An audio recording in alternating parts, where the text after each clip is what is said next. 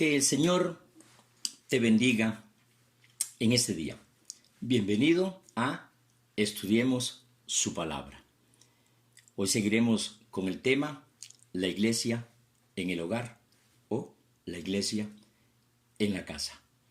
Recuerde que este espacio es una pequeña reflexión en donde espero que usted se involucre con la enseñanza.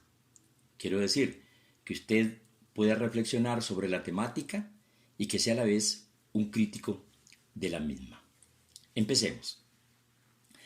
Ayer hablé acerca de cómo usted puede tener una iglesia en su casa. Es bonito que desde la intimidad del hogar se adore a Dios, se estudie su palabra y se pueda tener un rato de oración. ¿Se ha puesto usted a pensar qué beneficios puede traer hacer esta práctica de tener una iglesia en el hogar o una iglesia en su casa? Es importante que usted medite sobre esto. Quiero que usted tome nota. Por ejemplo, cuando algún misionero u organización misionera quiere plantar una iglesia, debe pensar primero en varias cosas. Debe pensar en comprar un terreno, pero usted no necesita pensar en esto, porque usted tiene su casa. Debe de pensar en hacer un edificio, pero usted no tiene que hacerlo, porque usted tiene su casa. Usted no tendrá necesidad de comprar un bonito púlpito. Usted no tendrá la necesidad de invertir mucho en sillas. Usted no tendrá la necesidad de comprar una cantidad de instrumentos musicales.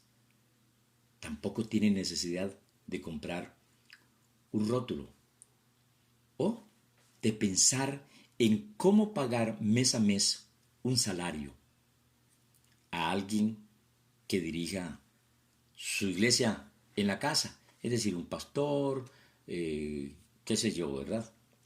Usted no tiene que pensar en eso.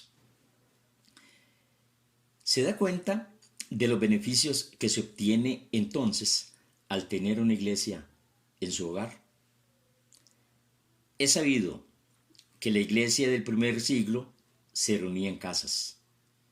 Echemos un vistazo a Hechos 8:3. Dice así la palabra del Señor.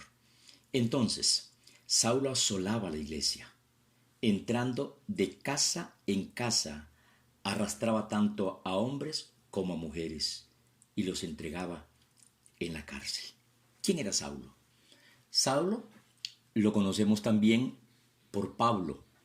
Pablo era un fariseo que pertenecía al Sanedrín, que estaba en contra del cristianismo, perseguía al cristianismo, odiaba a la iglesia y entonces hizo un pacto consigo mismo.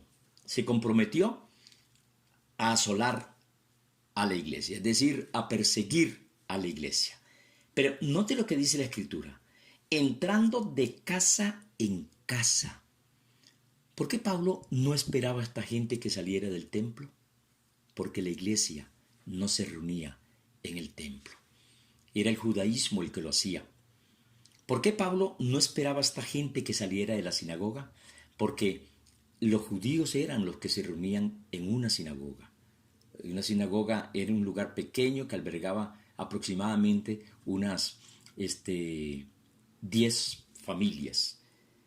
No, él entraba en las casas y sacaba a hombres y a mujeres, los arrastraba, dice la Escritura, en las casas donde ahí se reunía la gente para adorar a Dios.